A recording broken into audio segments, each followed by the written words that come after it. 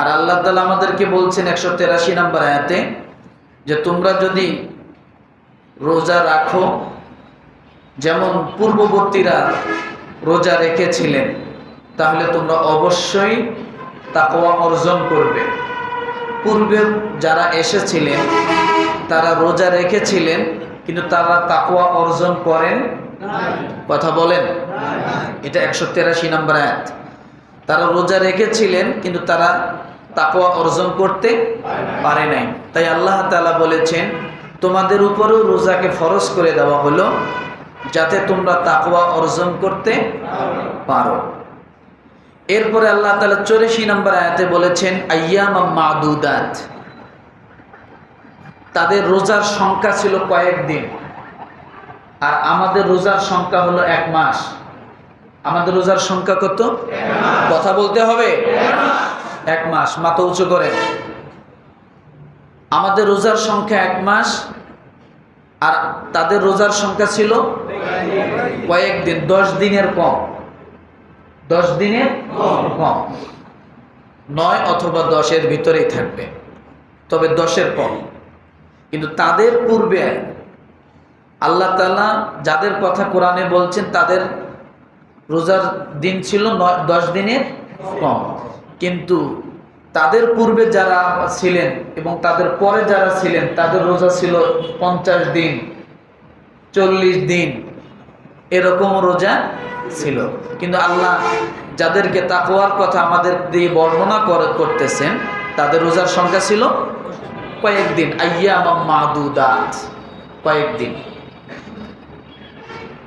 এর ভিতরেও এই 9-10 দিনের মধ্যেও আল্লাহ তাদের কি সুযোগ দিছিলেন? ফামান কানা মিনকুম মারিদান আও আলা সাফার, যদি তোমাদের মধ্যে কেউ অসুস্থ থাকে এবং সফরে থাকে, কয়টা জিনিস?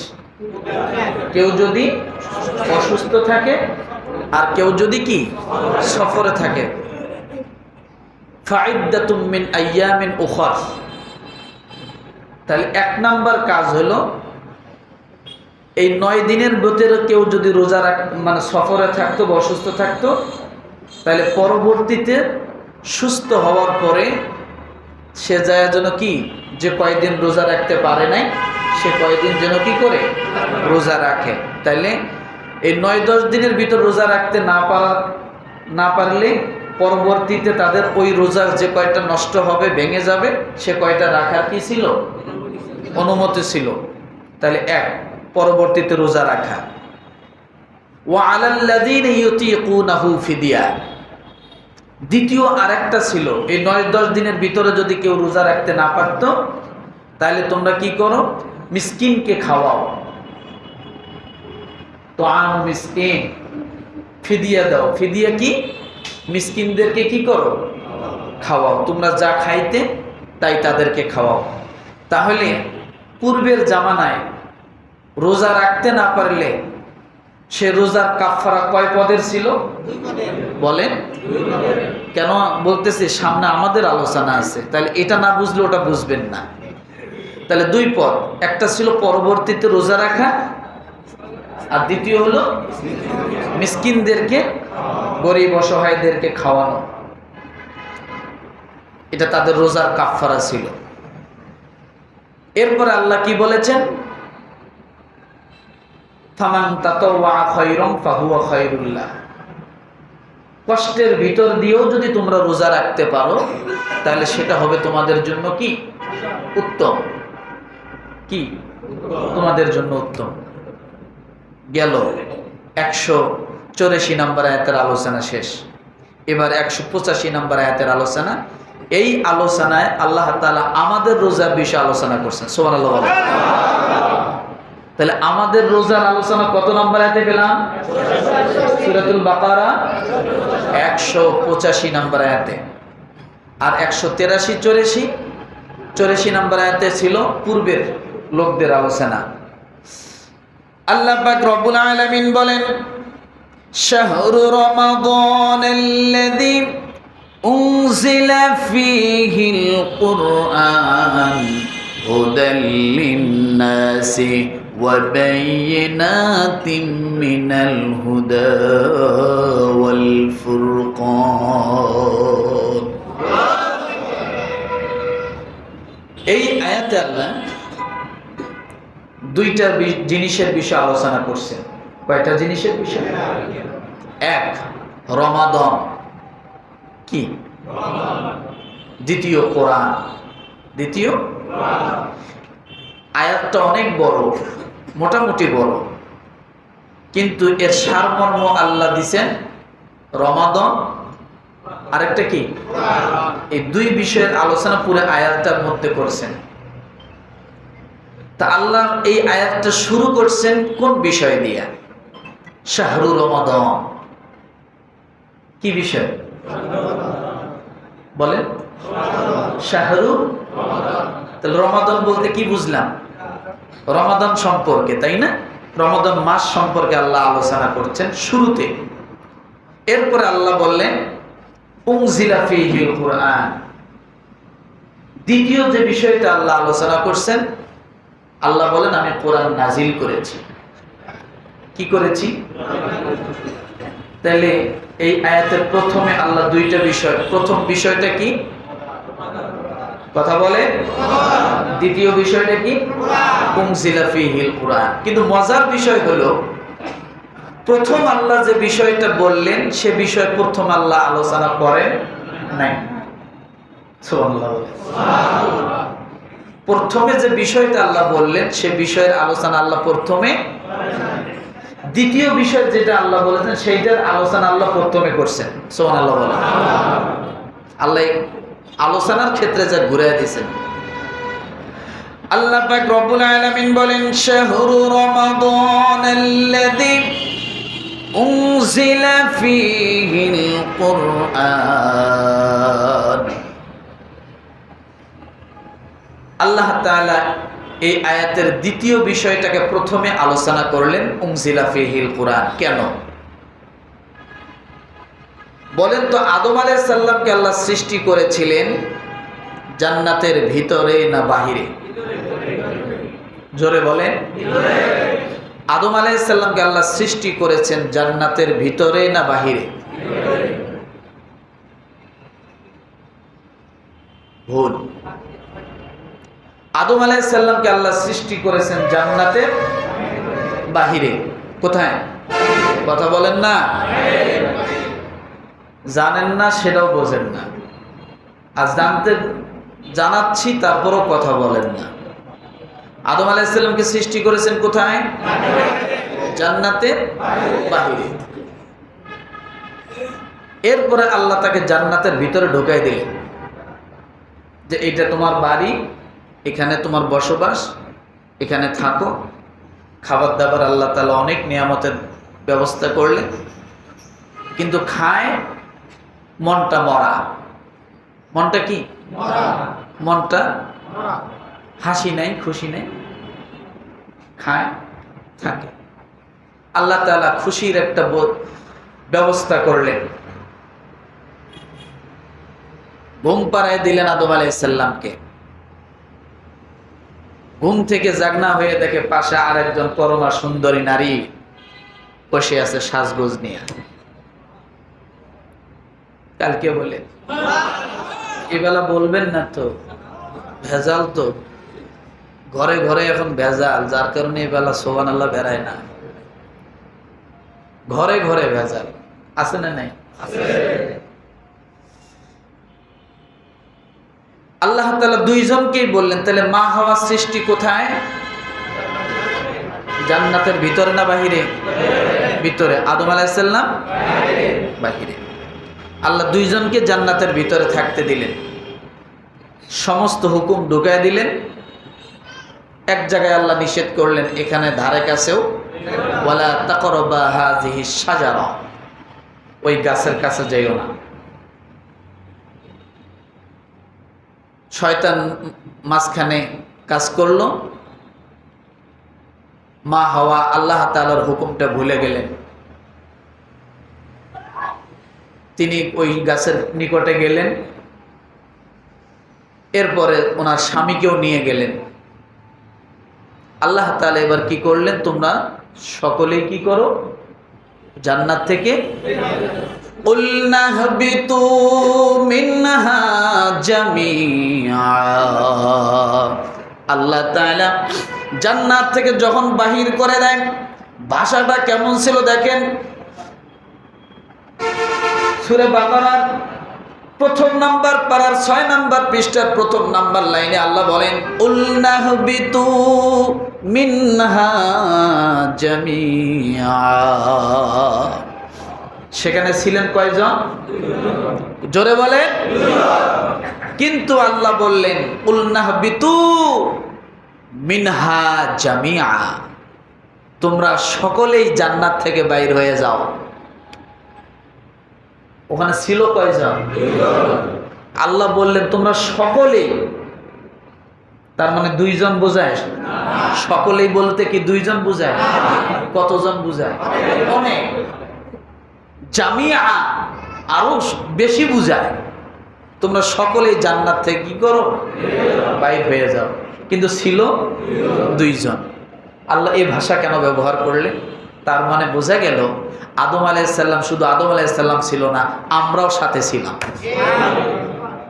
আমরাও কি?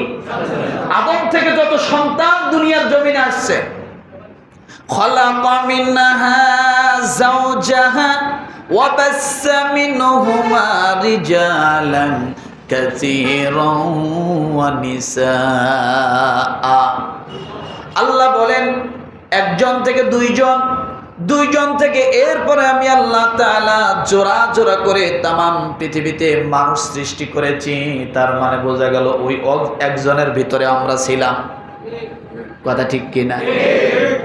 এই জন্য আল্লাহ বললেন কুলনা হাবিতু মিনহা জামিআ ইহবিতু মিসরাম। আল্লাহ বলেন তোমরা সকলে বাইর হয়ে যাও। সকলেই বাইর হয়ে গেলেন। জান্নাত থেকে যখন বাইর হয়ে গেলেন, তার মানে আদম আলাইহিস সালাম শুধু বাইর হওয়া না, আমরাও বাইর হয়ে আসলাম। আল্লাহ তাআলা সকলকে জান্নাত থেকে বাইর করে দেওয়ার পরে আবার এই মানুষগুলোকে পূর্বের তার বাড়িতে তার জায়গায় আবার ফিরিয়ে দিবেন, আবার উঠায় নিবেন। কি দিয়ে উঠায় নিবেন? কি দিয়ে আল্লাহ তাআলা ফিরিয়ে নিবেন? কিসের মারফতে আল্লাহ ফিরিয়ে নেবেন? কিসের মারফতে আপনি আবার জান্নাতে যাবেন? এই জন্য আল্লাহ তাআলা কোরআন নামক সিঁড়িটা দুনিয়ার জমিনে নামায় দিয়ে বললেন, বান্দারে কোরআনকে যদি তোমরা আঁকড়ে ধরতে পারো, আমি আল্লাহ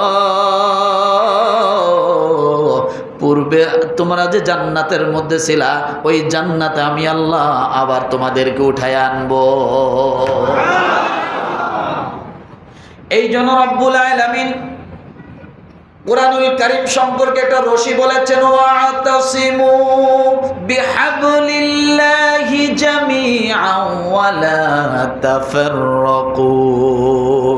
আল্লাহ বলেন কোরআন নামের রশিটাকে তোমরা আঁকড়ে ধরো। ওই রশি ধরে আমি আল্লাহ যখন টান দিব, যাতে ওই রশির মধ্যে তোমরা আঁকড়ে ধরতে পারো, আর ওই রশির মাধ্যমে আমি আল্লাহ তাআলা তোমাদেরকে জান্নাতে নিয়ে আসবো। কোথায় নিয়ে আসবে? কথা বলে জান্নাতে। কিসের মারফতে? কথা বলে। আল্লাহ কোরআনকে রশির সাথে তুলনা করেছেন, ওয়াতাসিমু বিহাবলিল্লাহি জামিআন ওয়া লা তাফাররাকু।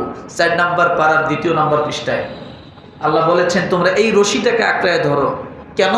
যাতে আমি আবার এই রশির মাধ্যমে তোমাদেরকে জান্নাতে উঠায় নিয়ে আসতে পারি। তোমরা পৃথক হইও না, রশিটাকে ছেড়ে দিও না। রশির দ্বারে তোমরা একে অপরে কি করো? সঙ্গবদ্ধ হয়ে থাকো, জামাত হয়ে থাকো। এই রশির মাধ্যমে আমি যেন আবার তোমাদেরকে কি করতে পারি? জান্নাতে নিতে পারি। তাহলে কোরআন জান্নাতে যাওয়ার কি মাধ্যম? বলেন কোরআন কিসের মাধ্যম? পুনরায় আমরা যেন জান্নাতে যেতে পারি, এই জন্য হলো কোরআন সে মাধ্যম। আল্লাহ তাআলা এই জন্য এই রমাদান মাসের আলোচনা করতে যাইয়া প্রথমে আল্লাহ কোরআনের কথা স্মরণ করে দিচ্ছে। বলেন সুবহানাল্লাহ। কারণ রমাদান মাস, এই মাসটার গুরুত্ব, এই মাসটার ফজিলত অন্য সব মাসের মতোই ছিল। কিন্তু এই মাসটার গুরুত্ব এবং ফজিলত কখন বৃদ্ধি হলো? যখন কোরআন এই মাসের ভিতরে নাজিল করা হলো। এই জন্য আল্লাহ তাআলা সূরা বাকারার 185 নম্বর আয়াতে দুইটা আলোচনা করছেন, রমাদান আরেকটা কি কোরআন। কোরআনের আলোচনা আল্লাহ তাআলা প্রথমে নিয়ে আসলেন এই জন্য যে কোরআনের দ্বারাই আমি আল্লাহ তাআলা রমাদানকে মর্যাদাশীল করেছি। কিসের দ্বারা? কোরআনের দ্বারাই আমি আল্লাহ তাআলা রমাদানকে কি করেছি? মর্যাদাশীল করেছি। যার কারণে আল্লাহ বলেন যে কোরআনের সাথে যদি তোমরা সম্পর্ক গভীর করতে চাও তাহলে রমাদান এবং কোরআনকে আলাদা করে নয়, একসঙ্গে করতে হবে। রমাদানের রোজা যেমন রাখি, রমাদান মাসে যেন কোরআনের চর্চাটা অনেক বেশি হয়, এটাকে বাদ দিয়ে না। এই জন্য রব্বুল আলামিন বলেন এই কোরআনটা কি, ভালো করে শোনো, হুদাল লিন্নাস, এই দুনিয়ার জমিনে মানুষ নামে যারা জন্মগ্রহণ করেছে সমস্ত মানুষের হেদায়েতের জন্য আমি আল্লাহ তাআলা কোরআন দুনিয়ার মধ্যে দিয়েছি। কিসের মধ্যে দিয়েছেন? দুনিয়ার সব মানুষের জন্য কোরআন হলো হেদায়েতের বাণী। এরপরে রব্বুল আলামিন আয়াতে বলেন ওয়াবাইয়িনাতিম মিনাল হুদা ওয়াল ফুরকান। কেউ যদি হেদায়েতের পথ খোঁজে, অনেকে হেদায়েতের পথ খুঁজতে যায় যে পথে হেদায়েতের কিচ্ছু নাই, মানুষ সেই পথ বেছে নেয়। আছে না নাই? আল্লাহ তাআলা যেন স্পষ্ট করলেন তোমরা কি হেদায়েতের পথ চাও? আল্লাহ বলেন যদি তোমরা হেদায়েতের পথ চাও তাহলে একমাত্র হেদায়েতের পথ হলো কোরআন। কি কথা বলেন? ওয়াবাইয়িনাতিম মিনাল হুদা, একমাত্র হেদায়েতের পথ হলো কোরআন। কোরআনকে বাদ দিয়ে পৃথিবীর কেউ যদি কোনো হেদায়েতের পথ চায় কোনোদিন সেটা হেদায়েতের পথ হতে পারে না। কথা বলে আমার কথা, আল্লাহ তাআলার কথা। তাহলে এই আয়াতে কোরআনের এক নাম্বার যে বিষয়টা জানলাম সেটা হলো কি, কোরআন হলো হেদায়েতের বাণী। কোরআন কি শুধু মুসলমানের জন্য? কাদের জন্য? মানুষ নামে যারা জন্মগ্রহণ করেছে সবার জন্য কোরআন হলো হেদায়েতের বাণী। দ্বিতীয় নম্বরে আপনি সেই হেদায়েত যদি চান কোন পথে চাইতে হবে? কোরআনের পথে। কথা বলেন কোরআনের পথে। এজন্য আল্লাহ বলেন ওয়াবাইয়িনাতিম মিনাল হুদা, হেদায়েতের সুস্পষ্ট নিদর্শনাবলী হলো এই কোরআন। তৃতীয় নম্বরে আল্লাহ যে বিষয় এই আয়াতে বলেছেন ওয়াল ফুরকান, সত্য এবং মিথ্যার পার্থক্যকারী। কোরআনটা কি সত্য এবং মিথ্যা কি যন্ত্র, কি মেশিন, কি ব্যবস্থা যা আপনি সত্য এবং মিথ্যাকে পার্থক্য করার জন্য যদি কোনো বস্তুর প্রয়োজন হয়, কোনো জিনিসের প্রয়োজন হয়, আল্লাহর তরফ থেকে কোনো নিয়ামতের প্রয়োজন হয়, সেটা হবে কি? সেটা হবে কোরআন। এটাই আপনাকে সত্য এবং মিথ্যাকে পার্থক্য করে দেবে। এরপরে রব্বুল আলামিন ডাক দিয়ে বলেন, এখন রোজার আলোচনা।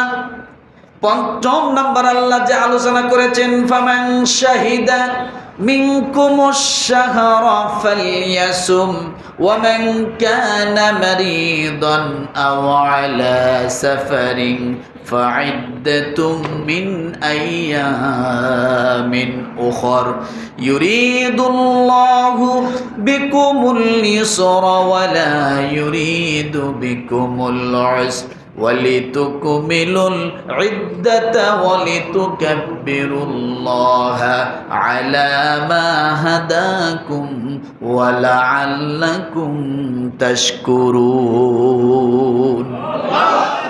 আরো জোরে বলেন। তাহলে কোরআনের বিষয়ে আল্লাহ চারটা কথা বলেছেন। এক, এটা হেদায়েতের বাণী। দুই, এটা সুস্পষ্ট হেদায়েতের নিদর্শন। তিন, এটা সত্য মিথ্যা পার্থক্যকারী। এবং রমাদান এই জন্য মর্যাদাপূর্ণ হয়েছে, কিসের জন্য? কোরআন নাজিলের কারণে এই চারটে বিষয় আল্লাহ তাআলা এই আয়াতের প্রথমে বলেছেন। এবার আসেন রমাদান সম্পর্কে আল্লাহ কি বললেন। ফামান শাহিদা মিনকুমুশ শাহরা ফালইয়াসুম, সুতরাং তোমাদের জন্য যে মাসটিতে উপস্থিত হবে, এই রমাদান মাসটি তোমাদের সামনে যখন উপস্থিত হবে, সে মাসে যেন তোমরা সিয়াম পালন করো। কি করতে বলেছেন? এই রমাদান মাস যখন তোমাদের সামনে উপস্থিত হবে তখন কি করবে? সিয়াম পালন করো। এই যে রোজা সম্পর্কে পাইলাম। এখন আপনি যদি বলেন হুজুর সিয়াম তো আল্লাহ পালন করতে বলেছেন, কিন্তু এখানে অনেক অসুস্থ মানুষ আছে, রমাদান পেয়েছে কিন্তু সিয়াম পালন করার সামর্থ্য অনেকের নাই, অসুস্থ হয়ে গেছে, মাজুর হয়ে গেছে, এবং তো বা সফরে চলা লাগতেছে, কথা ঠিক কিনা? আল্লাহ তাআলা ডাক দিয়ে বলেন তোমাদের জন্য যে বিধানটা করা হয়েছে, ওয়ামান কানা মারিদান আও আলা সাফারিন ফাইদ্দাতুম মিন আইয়ামিন উখর। সুবহানাল্লাহ বলেন, আরো জোরে বলেন। আল্লাহ তাআলা ডাক দিয়ে বলেন এই রমাদান যখন আসবে তখন তোমরা সিয়াম পালন করো। এরপর আল্লাহ বলেন অসুস্থ মানুষ যদি প্রশ্ন করে আল্লাহ সিয়াম পালন করতে বলেছেন রমাদান মাস পাইলে, তাহলে আমি তো অসুস্থ, সিয়াম পালন করতে পারবো না। আল্লাহ বলেন অসুস্থ এবং মুসাফির যে থাকবে তোমাদের মাঝে, সেজন্য রমাদানের পরে যে কয়টা রোজা রমাদানের ভিতরে ভেঙেছে সেই কয়টা যেন রমাদানের পরে পূর্ণ করে নাই। কি করে নাই? রমাদান মাসে অসুস্থতার কারণে বা সফরে থাকার কারণে যে কয়টা রোজা কি হচ্ছে করতে পারেননি, রাখতে পারেননি, সেই রোজা কি করবে? রমাদানের পরে সেই রোজাগুলো পূর্ণ করবে। তাহলে এই কথাটা তো আগেও ছিল না? আগের জামানার লোকদেরও ছিল, আমরাও সেটা কি পাইলাম যে রমাদানের পরে আমরা এই রোজাগুলো কি করব? পূর্ণ করে নেব। কিন্তু তাদের আরেকটা বিষয় ছিল, সেটা কি ছিল? যে ইতিম মিসকিনদেরকে ছিল কি ছিল না? এটা তাদের ক্ষেত্রে ছিল, কিন্তু আমাদের ক্ষেত্রে দেখুন শুধু একটা, রমাদান মাসে রোজা রাখতে যদি না পারো রমাদানের পরে তুমি সে কয়টা পূরণ করে নিও। কিন্তু খাওয়ার কথা আমাদের ক্ষেত্রে আল্লাহ এখানে বললেন না। তাদের জন্য ছিল দুইটা কাফারার বিষয়, একটা হলো খাওয়ানো আর একটা পরবর্তীতে রোজা রাখা। আর আমাদের বিষয় শুধু একটা, সেটা হলো কি আমরা যেন পরবর্তীতে কি করতে পারি? রোজা রাখতে পারি। এটা কেমন কথা হলো? তাদের জন্য সহজ করা হলো, আমাদের জন্য কঠিন করা হলো কেন? রব্বুল আলামিন ডাক দিয়ে বলেন ইউরিদুল্লাহু বিকুমুল ইউসরা ওয়ালা ইউরিদু বিকুমুল উসর। জোরে বলেন, আরো জোরে। আল্লাহ বলেন তোমরা হয়তো বলবে আল্লাহ তাদের 9-10টা রোজা ছিল, তাতেই তুমি ইতিম মিসকিনদেরকে খাওয়ার ব্যবস্থা করে দিয়েছো, আর পরবর্তী যাতে রোজা রাখে সেই ব্যবস্থা করেছো, আর আমাদের জন্য শুধু ব্যবস্থা করেছো পরে যাতে রোজা রাখতে পারি। তারপর আমাদের রোজা হলো 30টা। কয়টা? আমাদের রোজা হলো 29টা, 30টা, পুরো এক মাস। আমাদের জন্য কেন কঠিন করা হলো? আল্লাহ তাআলা ডাক দিয়ে বলেন ইউরিদুল্লাহু বিকুমুল ইউসরা ওয়ালা ইউরিদু বিকুমুল উসর। আল্লাহ তাআলা ডাক দিয়ে বলে বান্দারে, যদিও এক মাস তোমার জন্য রোজা আমি আল্লাহ তাআলা ফরজ করে থাকি, যদিও তোমার কাছে কঠিন মনে হয়, আমি আল্লাহ তাআলা এই 30টা রোজাকে আমি আল্লাহ ওই 9-10টা রোজার থেকে বেশি সহজ করে দিব। আমি আল্লাহ কি করে দেব? সহজ করে দেব। ইউরিদুল্লাহু বিকুমুল ইউসরা ওয়ালা ইউরিদু বিকুমুল উসর। আল্লাহ সহজ চান, কঠিন চান না। তাদের 9টা 10টা রোজা কঠিন ছিল। কেমন কঠিন ছিল যে তারা যদি মাগরিবের নামাজের পরে কোনো কারণে ঘুমিয়ে যেত ক্লান্ত হইয়া, ওই ঘুমেই তাদের শেষ। পরের দিন আবার সূর্য ডোবার সময় ইফতারের সুযোগ ছিল। সারা রাত রোজা, সারা দিন কি রোজা। আর আল্লাহ আমাদের জন্য কি করলেন? সারা রাত খাও, ফাকুলু ওয়াশরাবু হাত্তা ইয়াতাবায়্যানা লাকুমুল খায়তুল আবিয়াদু মিনাল খায়তিল আসওয়াদি মিনাল ফজর। সারা রাত খাও। কখন পর্যন্ত খাবা? ফজর পর্যন্ত খাও। সুবহানাল্লাহ বলে। এটার নাম ইউরিদুল্লাহু বিকুমুল ইউসরা ওয়ালা ইউরিদু বিকুমুল উসর। আর তাদের রাত্রিবেলা খাওয়ারও সুযোগ ছিল না। ইফতারিতে যা করতে পারতো সেটাই তাদের সেহরি, সেটাই তাদের ইফতারি ছিল। ওই ইফতারি করার পরে ওই রোজার নিয়ত করা লাগতো। সারা রাত যেত, পরের দিন সারাদিন যেত, সন্ধ্যার সময় আবার। আর আল্লাহ বললেন তোমাদের জন্য সেটা না, ইফতারির সময় এক বল মুড়ি নিয়া, একবার বুরিন্দা নিয়া, এরপর আলু সব বেগুনি দামি দামি সব যা আছে গামলা ভরে খাও। খাবার পরে আরও খাইতে মন চায় আরও খাও, এরপর আরও মন চায় আরও খাও। খাইতে খাইতে ফজর বন্ধ খাও। সুবহানাল্লাহ বলেন না। এটার নাম সহজ। এটার নাম কি? সহজ। কিন্তু এত সহজের পরেও আমরা কিন্তু রোজা অনেকে রাখি না। কালো পর্দার ভিতরে ঢুকে যাই, লাল পর্দার ভিতরে ঢুকে যাই, খাইয়া মুখ টুক মুইছে এমন ভাবে বাইর হয় মনে 7 দিন ধরে না খাওয়া। আছে না নাই?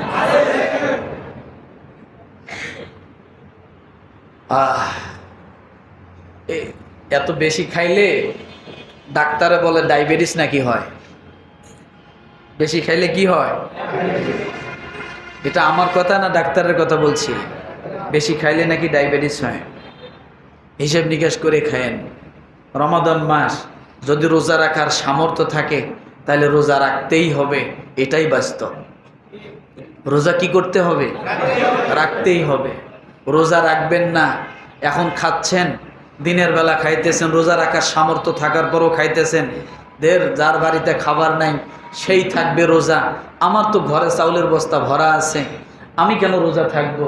বলে ভাই, এটা কোনো কথা না। যার ঘরে খাবার আছে সেই তো বেশি রোজা রাখবে। সে বেশি কি? সে বেশি রোজা রাখবে। কারণ যার ঘরে খাবার নেই সে সারা বছর রোজা থাকে। কথা বোঝেন নাই? রোজার মতো রোজা থাকে। আপনি 3 বেলা খেয়েছেন, সে 1 বেলা খাইছে আর 2 বেলা পায় নাই। তাকে রোজার ভয় দেখিয়ে লাভ নাই। তার কাছে সারা বছর এক সমান। তার কাছে কি? সারা বছর এক সমান। কিন্তু আপনার জন্য আল্লাহ তাআলা যে বিধান দিলেন যে রমাদান যদি তোমরা পাও তাহলে তোমরা কি করো? রোজা রাখিও। কারণ এটা এমন একটা ইবাদত, এটা এমনই একটা ইবাদত যেটা সরাসরি আল্লাহ তাআলা নিজে স্বয়ং পুরস্কার হয়ে যায়। কি হয়? এমন একটা ইবাদত, এই মাসের চাঁদ যেদিন ওঠে সঙ্গে সঙ্গে আল্লাহ তাআলা জান্নাতের 8টা দরজা সব খুলে দেয়। অন্য আমলের জন্য আল্লাহ বলেন নাই যে আমি 8টা দরজার সাথে সাথে খুলে দিছি। 1 মাস এটার জন্য জান্নাতের দরজা খোলা থাকবে। 1 মাস এই রোজার কারণে, রোজার সম্মানার্থে, সিয়ামের সম্মানার্থে, কোরআনের সম্মানার্থে আল্লাহ তাআলা জাহান্নামের দরজাগুলো বন্ধ করে দেয়। এই আমলটা এমন একটা আমল, এই রোজা এমন একটা আমল যে রমাজানের চাঁদ যখন ওঠে, ওঠার সঙ্গে সঙ্গে আল্লাহ তাআলা সমস্ত কবর আযাবগুলো মাফ করে দিয়েছে।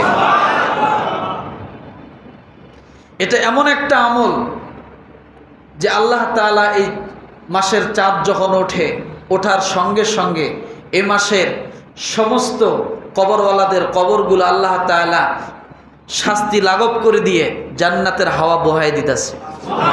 এটা সেই মাস। এটা এমন একটি মাস এ মাসের চাঁদ ওঠার সঙ্গে সঙ্গে নফলকে ফরজ বানায় দেওয়া হয়। আপনি কেন করবেন না?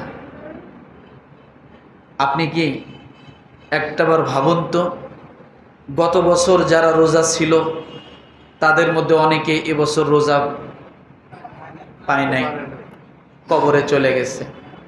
আবার অনেকে বেঁচে আছে, রোজা রাখার মতো মন মানসিকতা আছে, কিন্তু রোজা রাখতে পারতেছে না।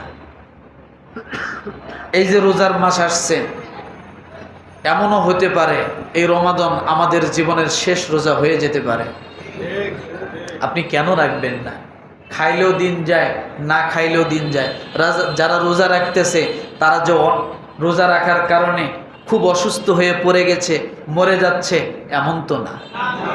এমন? তাহলে আপনি রোজা রাখতেছেন না কেন? যদি আপনার সামর্থ্য থাকে তাহলে আপনি অবশ্যই রোজা রাখতেই হবে। এটাই বাস্তব, এটা বাধ্যতামূলক, এটা ফরজ ইবাদত। আপনি রাখবেন না, খাচ্ছেন, খান। আপনি একদিন মরবেন তো, মরবেন না? মরবেন না? ওই যখন মানুষ মরে তখন কিন্তু অনেকের নসিবে টাঙ্কিতে পানি থাকলেও মুখের মধ্যে পানি জোটে না। আছে না নাই? ঘরে অনেক খাবার থাকলেও অনেক মানুষ তার খাবার কপালে জোটে না। এরপর আপনি যখন মরে গেলেন, আপনি রমাদানকে অবজ্ঞা করতেছেন, অবজ্ঞা করে খাচ্ছেন। আপনি ভালো করে একটা হাদিস শোনেন। মানুষ যখন মারা যায়, মারা যাওয়ার পরে আল্লাহ তাআলার কাছে আগাম পারমিশন নেওয়া আছে দুইটা জিনিসের। কয়টা জিনিসের? দুইটা জিনিসের পারমিশন নেওয়া আছে। একটা হলো রোজা, আর একটা হলো কোরআন। এই দুই জিনিসের পারমিশন আল্লাহ তাআলার কাছে অগ্রিম নেওয়া আছে। সেটা হলো কি? আপনি যদি রমাদানের রোজা রাখেন, এরপর আপনি যদি মারা যান, এই রমাদানের রোজার কারণে আপনি যখন কবরে গেছেন, একটা যুবকের আকৃতি হইয়া আপনার জন্য সমস্ত আযাবকে হটায়া দিবে। কোরআন থাকবে মাথার কাছে, আর রোজা থাকবে পায়ের কাছে। উভয়ে আল্লাহ তাআলার সমস্ত আযাবকে হটায়া দিবে। আল্লাহ তাআলার কাছে আপনার জন্য কবরে ঢুকে সুপারিশ করবে। স্পষ্ট রসুলের হাদিস। এই দুই জিনিস তো এ মাসে আছে, আছে না নাই? কোরআন আছে, আর কি আছে? রোজা আছে। কিন্তু আপনি রাখতেছেন না, খাচ্ছেন। আখিরাত একদিন আছে, বিচারের দিনে একদিন উঠতে হবে। পেটটা হবে ফটকা মাছের মতো। কিসের মতো? দেখছেন না একটা মাছ আছে এরকম অনেক বড় পেট, মুখটা কি মাছ বলে? টেপা মাছ বলে, বিভিন্ন জায়গায় বিভিন্ন নাম বলে, টেপা মাছ বলে। শুধু পেটটাই, মাথা দেখা যায় এতটুক, লেজ তো দেখাই জানে, শুধু পেটটাই দেখা যায়। আপনি যখন মারা যাবেন, আপনার জন্য এই পেটটাকে এরকম গ্লাস বানানো হবে, গ্লাসের মতো হবে। প্রত্যেকটা দানা হবে এক একটা লাউয়ের মতো, এগুলো উল্টিতে থাকবে। কিয়ামতের দিন আপনি যে বেরোজাদার, আপনাকে দেখলেই মানুষ বুঝবে যে আপনি একটা বেরোজাদার। মানুষ ঘৃণা করবে, আপনার শরীর থেকে গন্ধ বাইরে হবে।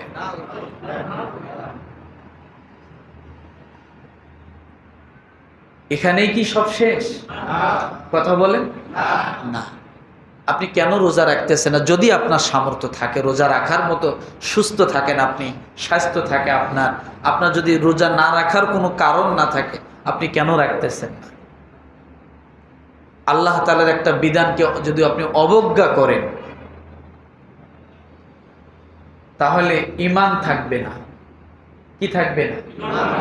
এখানে একটা কথা, আপনি রাখতে পারতেছেন না কোনো কারণে, সেটা আপনার ব্যর্থতা, বা রাখতে পারতেছেন না।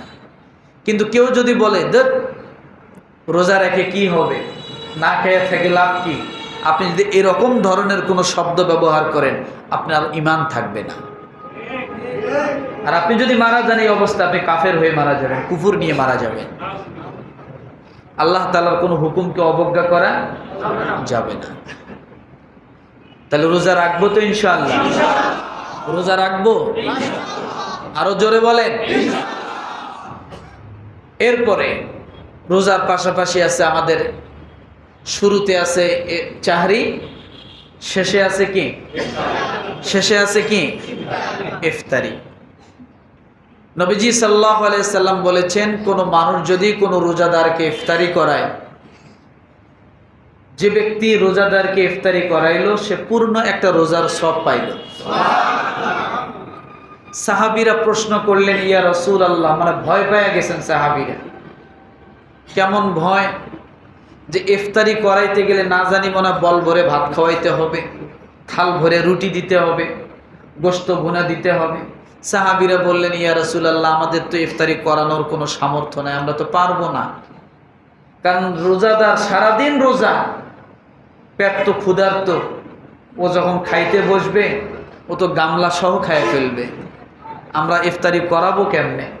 নবীজি বললেন, ইফতারের অর্থ গামলা ভরে খাওয়া না, ইফতারের অর্থ বিশাল ডেক ভরে আয়োজন করে রান্না করা না। ইফতারের অর্থই হলো, এটার অর্থ হলো রোজাটাকে ভেঙ্গে ফেলা। সেটা হতে পারে একটা খেজুর দিয়া, সেটা হতে পারে এক ঢোক পানি দিয়া, সেটা হতে পারে যে কোনো একটা ফল দিয়া। আপনি একটা খেজুর খাইলেন মানে আপনি কি ইফতার করলেন। ইফতার শব্দের অর্থ রোজাটা ভেঙ্গে ফেললেন। নবীজি সাল্লাল্লাহু আলাইহি সাল্লাম বললেন যে কোনো মানুষ যদি একটা খেজুর দিয়েও কাউকে ইফতারি করায়, সে ব্যক্তিও পূর্ণ একটা রোজার কবুল সওয়াব পাবে। পূর্ণ রোজা কবুল সওয়াব পাবে। বলেন, কবুল সওয়াব পাবে। কারণ আপনি যেটা রাখছেন সেটা কবুল হতেও পারে, কিন্তু আপনি যদি একজন রোজাদারকে ইফতারি করান, সেটা কি ওই রোজাদারের রোজার সওয়াবটা কবুল হিসেবে আপনার আমল নামায় আল্লাহ তাআলা কবুল সওয়াব দিবেন। তাহলে ইফতারি করাইতে কি অনেক কিছু? চাহারির কথা তো গত জুমায় বলেছিলাম যে চাহারি খাওয়াটা কি বরকত, খেতে হয়। চাহারি খাইলে কি হয়? বরকত হয়। তো এরকম আমাদের পাশে, আমাদের রুমে, আমাদের প্রতিবেশী অনেকে আছে ইফতারি করতে পারে না, ভালো ব্যবস্থা নেই। আমরা যদি একটু সহজ করি তাদের জন্য, একটু ইফতারির ব্যবস্থা করে দেই, তাদের একটু যদি খোঁজ খবর নেই চাহারিতে কি খাইলো, আমরা হয়তো অনেক ভালো কিছু আল্লাহ তাআলা খাওয়ার তৌফিক দেয়। এমনও আছে যে আলু ভর্তাও জোটে না, আছে না? না, এমন কিছু ব্যবসা আছে যে ব্যবসাগুলো রমাদানের বাহিরে খুব ভালো চলে, কিন্তু রমাদান আসার কারণে ওই ব্যবসাগুলো আছে না? না, জালমুড়ি খুব ভালো চলে রমজান মাসে চলে। যারা এই যে টক, তেঁতুল, হাবিজাবি এগুলো বেচে রমজান মাসে খুব ভালো চলে। যারা একটু পেয়ারা, কয়েকটা পেয়ারা একটা থালে করে গামলায় করে নিয়ে কেটে কেটে ঝালাইয়া বিক্রি করে রমাদানে খুব খায়, চলে। এরকম এমন কিছু ব্যবসা আছে যেগুলো ছোট ছোট মানুষ রমাদানের আগে খাইতো, কিন্তু রমাদান মাস আসার কারণে ওই ব্যবসা চলে না, ওই লোকটা খুব কষ্টে আছে। এরকম লোকগুলোর খোঁজ নেওয়া দরকার আছে না? নেই? আছে। রমাদানের কারণে অনেক মানুষের দেখা যাচ্ছে যে আগে অনেক পরিশ্রমের কাজ করত, রোজার কারণে পরিশ্রমের কাজ করতে পারতেছে না। মাটি কাটা কাজ, ইটা টানা কাজ, ইটা ভাঙা কাজ, বিভিন্ন কাজ এরকম আছে, অনেক ওজনের কাজ, অনেক কষ্টের কাজ, কিন্তু রমাদান আসার কারণে করতে পারতেছে না, রোজা রাখার কারণে। এই মানুষগুলোর দিকে একটু তাকানো দরকার আছে না? নেই? আছে। তাকাইলে কি হবে? আপনি একজনকে রোজাদারকে ইফতারি করাবেন, পূর্ণ একটা রোজার সওয়াব পাবেন। এখন কথা হলো, আপনি ঘরে বসে আপনার পরিবার সহ ইফতারি করতেছেন। একটা সহজ করে দেই, আপনার পরিবার সহ কি করতেছেন? ইফতারি করতেছেন। বা আপনার বন্ধুদেরকে নিয়ে ইফতারি করতেছেন, আপনার ভাইদেরকে নিয়ে ইফতারি করতেছেন, আপনার কলিগদেরকে নিয়ে ইফতারি করতেছেন। আপনি যখন ইফতারি করবেন, আপনার সামনে খেজুর আছে, আপনি এখান থেকে সহজে একটা রোজার সওয়াব আদায় করতে পারেন। আপনি এখান থেকে একটা খেজুর উঠাইয়া আপনি আপনার পাশের জনকে দিবেন, বলে ভাই আমার এই খেজুরটা দিয়ে আপনি ইফতারি করেন। আপনার এখান থেকে যখন খেজুরটা দিয়ে উনি ইফতারি করবে, ওনার একটা কবুল সওয়াব কি আপনি পাইলেন। উনি কি করবে? ওনার ওখানে যে খেজুর আছে ওই খেজুরটা আপনাকে দিবে, ভাই আপনি আমারটা দিয়ে করেন। আপনি যখন ওনার খেজুরটা দিয়ে করবেন, উনিও একটা কবুল রোজার সওয়াব পাবেন। আমি আমার স্ত্রীকে দিব, স্ত্রী আমাকে দেবে, আমি আমারটা দিয়ে স্ত্রী করবে, স্ত্রীরটা দিয়ে আমি করব, দুইজনের ডবল ডবল রোজার সওয়াব হবে। আমি আমার সন্তানকে দেব, সন্তান আমাকে দিবে, আমি আমার ভাইকে দেব, আমার ভাই আমাকে দিবে, আমি আমার কলিগকে দেব, আমার কলিগ আমাকে দিবে। যাদের সঙ্গে বসে আপনি ইফতারি করতেছেন ওখানে বসেও এক একজন দুইটা করে রোজার সব কামাই করা যায়। 5 জনকে দিবেন 5টা রোজার সব, 10 জনকে দিবেন 10টা রোজার সব। এরকমভাবে জায়গায় বসেও একটু মেধা খাটাইলে সওয়াবের পাল্লাটা ভারী করা সম্ভব। সম্ভব কি সম্ভব না? সম্ভব। এরপরে পাশের রুমে যারা আছে তাদেরকেও দেওয়া, তাদের খোঁজ খবর নেওয়া, এটার নামেই হলো রোজা। রোজা শুধু না খেয়ে থাকার নাম না, রোজা হলো ওই জিনিস প্রতিবেশীর খোঁজ খবর নেওয়া, এটাও রোজা। তাদের প্রতি কি করা? সহানুভূতিশীল হওয়া, এটার নাম রোজা। রোজা শুধুমাত্র না খেয়ে থাকার নাম রোজা না। আল্লাহ তাআলা এই জন্য এই মাসটাকে দিয়েছেন যে তোমরা একে অপরের খোঁজ খবর নাও, একজন আরেকজনের ভাই ভাই হয়ে যাও, কারো প্রতি কোনো দ্বন্দ্ব থাকবে না, ঝগড়া ক্যাচাল থাকবে না, মন কষাকষি থাকবে না। রমাদান আসছে, সবাই সবাইকে মাফ করে দিয়ে সকলেই একাকার হয়ে যাও, ভাই ভাই হয়ে যাও। এটা পূর্ণাঙ্গ চূড়ান্ত প্রকাশ পাবে কোথায়? ঈদের দিন। কোথায়? ঈদের দিন। যে আপনি সারা মাস সবার সঙ্গে মিলেমিশে একসঙ্গে ছিলেন কিনা, সবাইকে আপনি মাফ করে দিয়েছেন কিনা, এটার বহির প্রকাশ পাওয়া যাবে কোন দিন? আল্লাহ তাআলা ওই দিন আপনাকে চূড়ান্ত পুরস্কার দান করবে। ওয়ালিতুকমিলুল ইদ্দাতা ওয়ালিতুকাব্বিরুল্লাহ আলা মা হাদাকুম ওয়া লাআল্লাকুম তাশকুরুন। আল্লাহ তাআলা বলেন যেটার মাধ্যমে আমি আল্লাহ তাআলা তোমাদেরকে হেদায়েত দান করব। কি দান করব? হেদায়েত দান করবে। তাহলে রমাদান মানে শুধু না খেয়ে থাকার নাম না, একে অপরের প্রতি কি করা? সহানুভূতিশীল হওয়া, একে অপরের খোঁজ খবর নেওয়া, নিজের জিহ্বাকে কন্ট্রোল করা, নিজের চোখকে হেফাজত করা, নিজের কানকে হেফাজত করা, এগুলো সব কিছুর নাম হলো রোজা। মনে থাকবে ইনশাআল্লাহ।